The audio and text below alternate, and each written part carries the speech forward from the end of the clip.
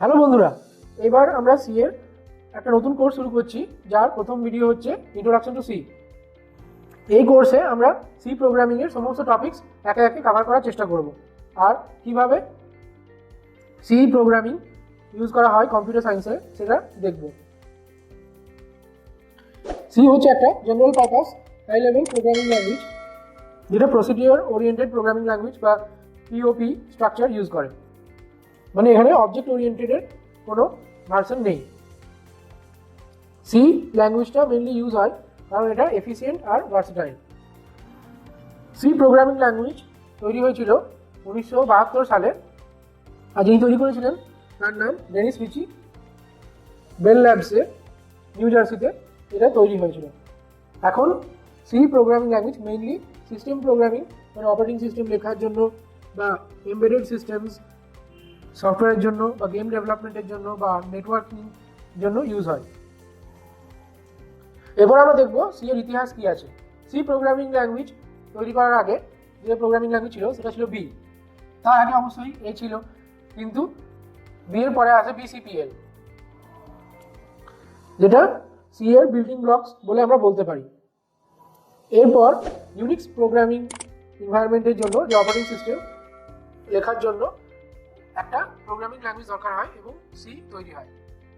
এরপর এএনএসআই মানে American national standard institute, এরা সিটাকে স্ট্যান্ডার্ডাইজেশন করে, মানে সিটা যাতে সব জায়গায় ইউজ হয় সেরকম তৈরি করে। সি কেন আমরা শিখছি?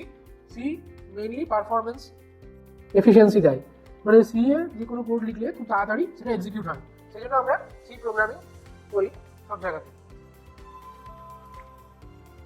পোর্টেবল, সি খুব পোর্টেবল ল্যাঙ্গুয়েজ, মানে সি কোড সহজেই যে কোনো জায়গাতে যে কোনো ডিফারেন্ট অপারেটিং সিস্টেমে রান করতে পারে।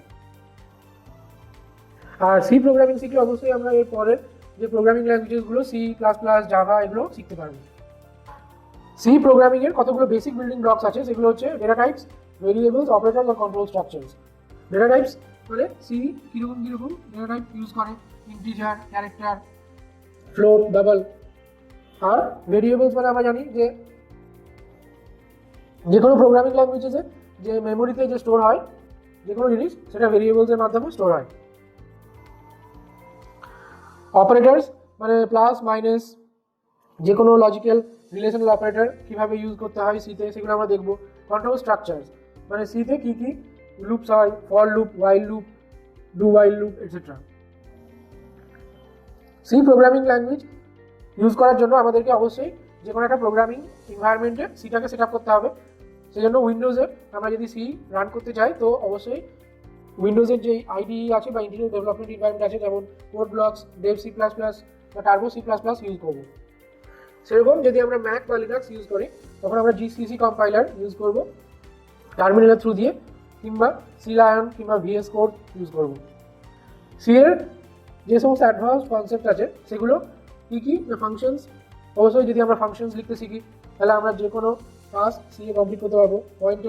পয়েন্টার্স মানে যে দিয়ে আমরা address, memory address, location access করব। ফাইল হ্যান্ডলিং মানে ফাইলের মধ্যে কী করে আমরা সিটাকে কাজে লাগাবো। আর স্ট্রাকচার মানে একটা গ্রুপ অফ রিলেটেড ডেটা আমরা সিতে কী করে কাজ করি সেটা হচ্ছে স্ট্রাকচার।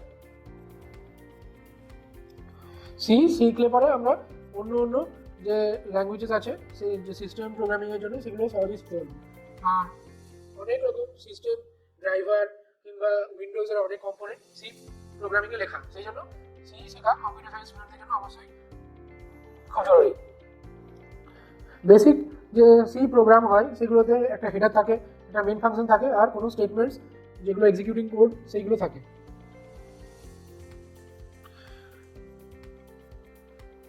সি আমরা শিখি কারণ সিটা মেইনলি পোর্টেবল, এফিসিয়েন্ট আর ফ্লেক্সিবল প্রোগ্রামিং ল্যাঙ্গুয়েজ। যদি তুমি নতুন সি শিখছো তাহলে তোমাকে বেসিক যে সি এর প্রোগ্রাম সেগুলো অবশ্যই শিখতে হবে।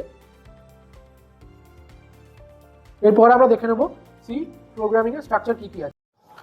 এবার আমরা দেখে নেব একটা সি প্রোগ্রামে এক্সাম্পল কেমন হয়। সি প্রোগ্রামে এখানে লেখা আছে যেটা বেসিক স্ট্রাকচার সেটা এরকম হয়।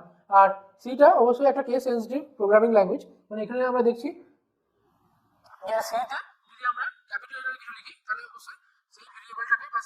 প্রসেসটাকে অ্যাক্সেস করার জন্য ক্যাপিটাল লেটারই আমাদেরকে ইউজ করতে হবে। আর ডট সি হচ্ছে একটা সি ফাইলের এক্সটেনশন, মানে যে কোনো সি ফাইল ডট সি দিয়ে শেষ হবে, তবে আমরা বুঝবো যে এটা সি ফাইল। এবারে সি কম্পাইলারের মধ্যে কিছু কিওয়ার্ডস আছে যেগুলোকে আমরা বলতে পারি যে সেই ওয়ার্ডগুলো কম্পাইলার বুঝতে পারে স্পেসিফিক টাস্ক হিসেবে যে এই কাজটা আমাকে করতে হবে। যেমন এখানে প্রিন্টএফ, মেন, আইএনটি, ইন্টিজার, এগুলো হচ্ছে সব কিওয়ার্ড।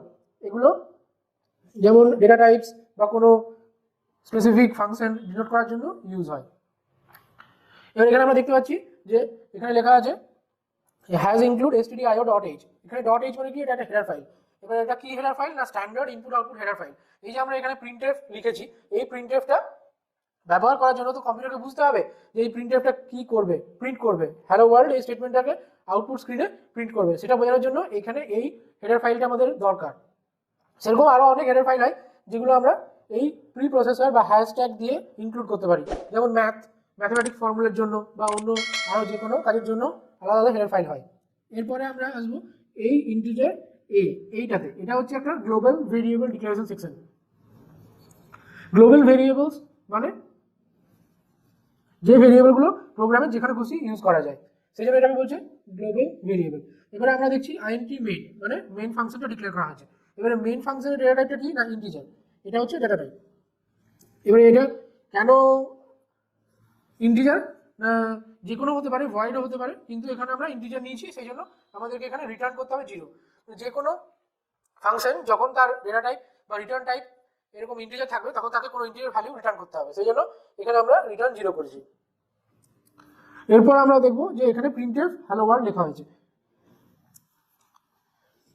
এবার অবশ্যই এর যে এক্সিকিউশন সেটা হচ্ছে প্রসিডিওর ওরিয়েন্টেড প্রোগ্রামিং ল্যাঙ্গুয়েজ, এটা পপ বা প্রসিডিওর ওরিয়েন্টেড ল্যাঙ্গুয়েজ, সেই জন্য এখানে পর পর সব কিছু এক্সিকিউট হয়, মানে কোনো একটা আলাদা করে এক্সিকিউট হলো এরকম কিন্তু হয় না।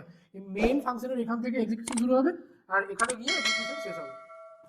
সি প্রোগ্রামিংয়ের আরও যে কনসেপ্টগুলো আছে, যেমন অপারেটার্স, ভেরিয়েবলস বা ডেটা টাইপস বা কন্ট্রোল স্টেটমেন্টস, যেগুলো হয় সেগুলো আমরা এর পরের ভিডিওগুলোতে এই প্লেলিস্টের মধ্যে কভার করব। আজ এই পর্যন্তই। নেক্সট ভিডিওর জন্য দেখতে থাকো সৌরভ একাডেমি।